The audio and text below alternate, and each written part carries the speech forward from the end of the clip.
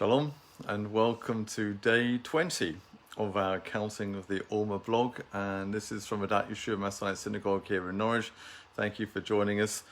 As always, I've been trying to pick verses, thoughts and ideas around these, just to a little bit thought-provoking during our count during this time. And the verse that I really settled on for today comes from some writings of Rav Shaul to the Jewish community in the community of Galatia. And he says this in the 5th chapter. He says, "And I, brethren, if I still preach circumcision, why do I still suffer persecution?" It's a fascinating little verse, and actually on the face of it means absolutely nothing if you understand it in the more traditional ways that people have always tried to understand this verse. If I still preach circumcision, what a crazy question. I mean, if Shaul didn't preach circumcision of boys, okay, in the 8th day and so on, if he didn't preach circumcision, then he would be a Jewish heretic. In fact, it would be obvious Judaism would have completely disowned him. He would have been put out of the communities in that way. And clearly he was not a Jewish heretic. He continued all of his life to be a practicing Torah observant Jewish man of his time and day. We know, brought up under Gamaliel, trained as a Pharisee of the highest Pharisees. That was all of his background. He absolutely knew the Torah, and he knew full well that, of course, circumcision was never going to be removed. It was a commandment. It was one of the mitzvot, commanded of God. And if Rav Shaul had said, "I'm no longer preaching circumcision," then he would have been cast out, even a Jewish heretic. Clearly, he was not that. But if I still preach circumcision, it's an interesting question, isn't it? When you begin to peel it back in this way. All Jewish people circumcise their boys and so on, but it's not just the baby boys, is it?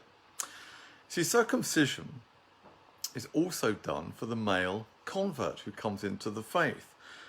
And we've always, on a traditional level, people always homed in on the fact that somehow Shaul was maybe rejecting circumcision because he didn't feel he was under the law anymore and so on. All of this, of course, makes absolutely no sense in the context that we're talking about here. If I still preach circumcision, why am I still persecuted? He's persecuted. What is the persecution all about? Why aren't Jews circumcised? It doesn't seem to make sense one way or the other. It does make sense, however, when you see the bigger context of this, because it's not just baby boys who are circumcised. Converts, male converts, are circumcised in Judaism too. So what's the link? Well, the link, of course, comes in the second half of this verse, where he then goes on to say, "Then the offence of the execution stake of Messiah has ceased." It's interesting, because when you link it together in this way, you begin to understand that what Shaul is trying to say here is a very clear point. How do you get, in modern terms, saved? How you found righteous before God? How do you get converted as a Gentile to the faith of Judaism? Which is the way in? How do you come in? And it's on this level that we're talking about this, that Rav Shaul is saying here. And brethren, if I still preach circumcision, why am I being persecuted for this? The offence of Messiah's death would have ceased. He's talking about an entrance point here of conversion for adult men, and by implication just conversion generally for women too. But he's obviously focusing on the circumcision issue. Why would this be such a big deal? Because circumcision in other forms of Judaism is one of the steps that you have to take, obviously, as a man, if you're going to be converted or coming into the Jewish faith. Now, it's interesting because he's still being persecuted here while still advocating circumcision. It's interesting because, of course, what Rav Shaul is doing here, Rav Shaul is just changing the track here a little bit. He's effectively saying you get saved, converted, born again, whatever terminology you want to use with this, frankly, the entrance point is the same. The way in now, he says, is through Yeshua's execution stake. It's Yeshua's death, sacrificial death and resurrection, and our faith in that action that God has done for us, which converts you as a Gentile. Because, of course, Jewish people can't be converted. Jewish people are still Jewish people. This is interesting on that level because it kind of changes the reference now in the whole book of Galatians that we see here. It's why this book is so important, actually, to understanding as Messianic Jews and Messianic Judaism. He's being persecuted Because what he is saying to his brothers in the faith, in the Jewish faith, is it's not circumcision that saves you, it's faith.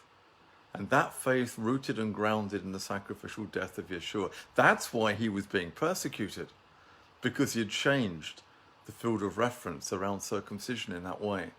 He said, nope, that isn't the way in. Faith is the way in for conversion. Of course he was still advocating circumcision for baby boys. Of course he was still advocating circumcision for adult men who wanted to convert to Judaism. But the point was, he was saying that act in itself can do nothing to change your heart. It's merely a cut in the flesh. In fact, the book of Romans and elsewhere backs all of this up as well, of course, all the way through. It's a single message, which Rav Shaul has here.